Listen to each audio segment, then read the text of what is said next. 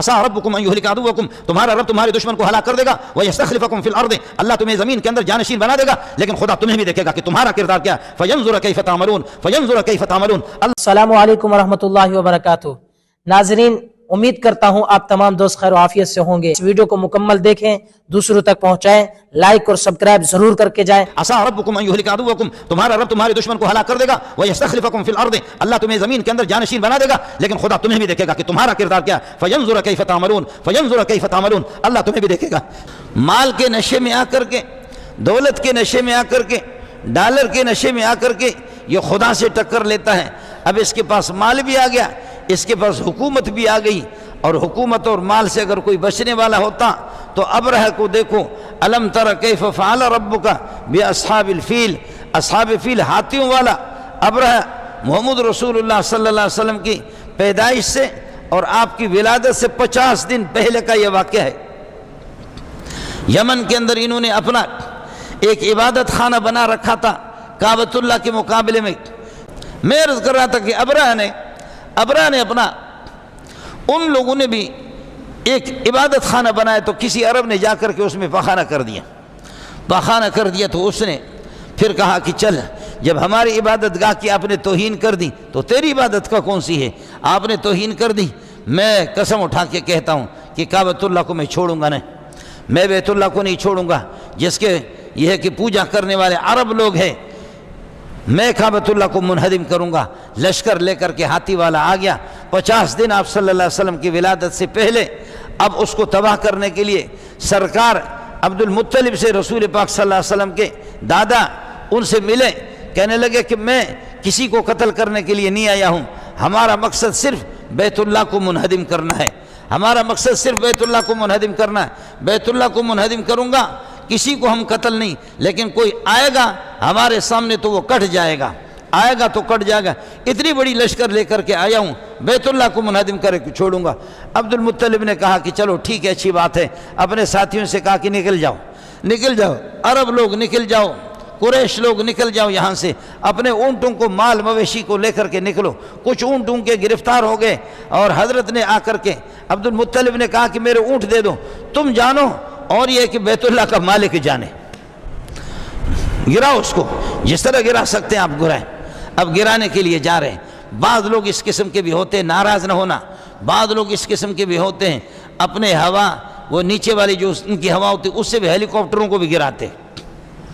کہاں ہے اس قسم کا بے غیرت جو کعبۃ اللہ خدا سے بھی ٹکر لے رہا ہے؟ تو میں یہی عرض کر رہا ہوں کہ پہاڑوں کو کوئی اپنے ہوا سے کوئی پہاڑ کو ہٹائے گا بھی نہیں، یہ توپ کا کام دیتے بھی نہیں ہے، اور اپنے ہوا سے کوئی ہیلی کاپٹر کو گراتا بھی نہیں ہے، لیکن رہتا بھی اسی قسم کے خواب بھی دیکھ رہا ہے، اور کہہ رہا ہے کہ اللہ آپ کا بھلا کرے، بیت اللہ کو گراؤں گا۔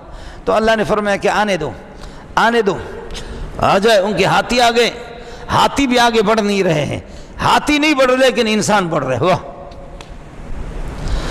وادی محصر میں آ کر کے پہنچے، جہاں پر تھکے، ہاتھی بھی آگے نہیں بڑھ رہے لیکن انہیں بڑھنا ہے، اس لیے ان کے لیے اللہ پاک نے کسی فوج کو بھیجا نہیں، کسی بڑے لشکر کو بھیجا نہیں، پرندوں کے جھنڈ کو بھیجے۔ الم تر کیف فعل ربک باصحاب الفیل، آپ کو معلوم نہیں ہے اللہ نے ہاتھی والوں کا کیا کام کیا، کیا حشر ان کا کیا ہوا ان کا حشر۔ الم تر کیف فعل ربک باصحاب الفیل الم یجعل کیدہم فی تضلیل، ان کی مکاری کو اللہ نے ضائع نہیں کیا، ان کی مکاری کو اللہ نے خاک میں نہیں ملایا، ان کی مکاری کو اللہ نے باطل نہیں کیا، اور ان کی مکاری کسی قسم کی کام نہیں آئی۔ کیا انہوں نے جو مکاری کی تھی، تدبیر جو سوچی تھی، وہ خاک میں نہیں ملی؟ الم یجعل کیدہم فی تضلیل وارسل علیہم طیرا ابابیل، پرندوں کے جھنڈ ان پر بھیج دیا، اور وہ پرندے چھوٹا سا پتھر کنکر اٹھا کر کے، یہاں سے کنکر پہ لکھا ہوتا ہے یہ شمبو کے لیے، کنکر پہ لکھا ہوتا کہ یہ گولڑ خان کے، یہ شبڑ خان کے لیے، یہ رحیم داد کے لیے، یہ کریم داد کے لیے، یہ عطا محمد کے لیے، یہ فتح محمد کے لیے، ہر کنکر پہ لکھا ہوا کہ شمبو کی کنکر گولڑ خان کو نہیں لگے گی، گولڑ خان کی کنکر شمبو کو نہیں لگے گی، یہاں سے کنکری لگتی ہے، نچلے والے راستے سے نکل جاتی۔ ان کے ساتھ لڑائی کی نوبت نہیں آئی۔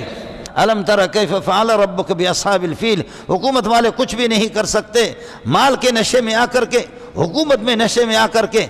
हुकूमतों की माजी देखो, उनकी तारीख देखो, तेरे रब ने अबरह का क्या हशर कर दिया।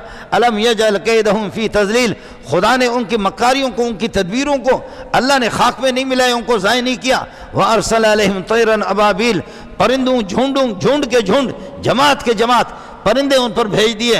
तरमीहिम बिहिजारतिम मिन सिज्जील, कंकर के पत्थर उठा करके उन पर वो परिंदे मारे। फजअलहुम कास्फिम माकूल, जैसे कि भूसा होता है अल्लाह का वाला घास खा खा करके जानवर बाकी भूसे को लताड़ते हैं, इस किस्म के भूसे के तरह जो खाई हुई बची हुई जानवरों से उस भूसे के तरह खुदा ने इनको नहीं किया। यह सब कुछ इसलिए किया, हुकूमत किसी को बचा नहीं सकती। मैंने बखुदा बहुत से जिम्मेदारों से कई दफ़ा कहा कि लोग बाद आपके प्लेट चाटने के लिए आते हैं। मैं कई अफसरों से मिला हूँ, जब वो हमसे मोहब्बत करते हैं, हमसे मिलते हैं, खुदा का हुक्म उनको मैं सुनाता हूँ, उनसे कहता हूँ कि प्लेट चाटने वाले और भी मौलवी होंगे, लेकिन मैं प्लेट चाटने के लिए नहीं आया हूँ, आपको ये बताने के लिए असा रब्बुकुम अन युहलिका अदुव्वकुम व यस्तखलिफकुम फिल अर्द फयंजुर कैफ तामलून। ये पैगाम मैंने अफ़गानिस्तान भी भेजा है। मैंने अफ़गानिस्तान वालों को अल्लाह की घर में कसम उठा करके कहता हूँ, मैंने अफ़गानिस्तान भी ये पैगाम एक को नहीं भेजा, कईयों को भेजा, वज़ीरों को भेजा है कि हमारी माएँ लाखों की तादाद में शहीद हो गई, खून उनका बह गया, बहन हमारी बहनें शहीद हो गई, फूलों जैसे बच्चे भी शहीद हो गए। 30 साल से रूस ने हमें पीटा पीटा पीटा, आखिर कुछ बदकिरदारी तो हमारी अपनी थी, फिर अमेरिका ने और दूसरों ने आकर के हमें पीटा, कुछ तो हमारी अपनी बदअमली थी। अब हुकूमत आपके पास आ गई है। असा रब्बुकुम अन युहलिका अदुव्वकुम, तुम्हारा रब तुम्हारे दुश्मन को हलाक कर देगा। व यस्तखलिफकुम फिल अर्द, अल्लाह तुम्हें ज़मीन के अंदर जानशीन बना देगा, लेकिन खुदा तुम्हें भी देखेगा कि तुम्हारा किरदार क्या। फयंजुर कैफ तामलून, फयंजुर कैफ तामलून, अल्लाह तुम्हें भी देखेगा। मुझे भी अगर किसी अफ़गानिस्तान वाले ने कभी दावत की है, किसी अफसर ने, मैं नाम नहीं लेता, खुदा की कसम मैंने कहा कि नाराज़ ना हो, अल्लाह का हुक्म आपको सुनाने के लिए आया हूँ, ये आपको बता रहा हूँ। कौन सा अफ़गानिस्तान का घर है कि जिसके अंदर 2 शहीद न हो, 5 शहीद न हो? कौन सा घर है कि जिसके अंदर कोई भाई शहीद न हो? कौन सा घर है जिसके अंदर कोई बूढ़ा शहीद न हो? कौन सा घर है जिसके अंदर मासूम बच्चे शहीद न हो? और हम में से कौन है, हम पाकिस्तान में कौन सा महल है, कौन सा इलाका है, मुतय्यन करके मुझे बता देना। मैं बदबख्त किस्म का इंसान हूँ, मुतय्यन करके बता देना। सिंध में, खैबर पख्तून में, पंजाब में, बलोचिस्तान में कौन सा घर है, कौन सा घर है कि अपनों ने हमें नहीं लूटा? कौन सा घर है कि अपनों ने हमारी इज्जत नहीं लूटी? कौन सा घर है बलोचिस्तान में और इसमें कि जिन्होंने हमें अपनों ने जलील न किया हो? इनको अपने समझते हो तुम? अल्लाह की तरफ रुजू कर लो, अल्लाह की तरफ रुजू कर लो। मेरे इस अपील को भी हाफिज साहब पर पहुंचाओ, हाफिज साहब तक पहुंचा दो। हाफिज साहब, उस कुरान का आपको वास्ता जो तेरे सीने में है,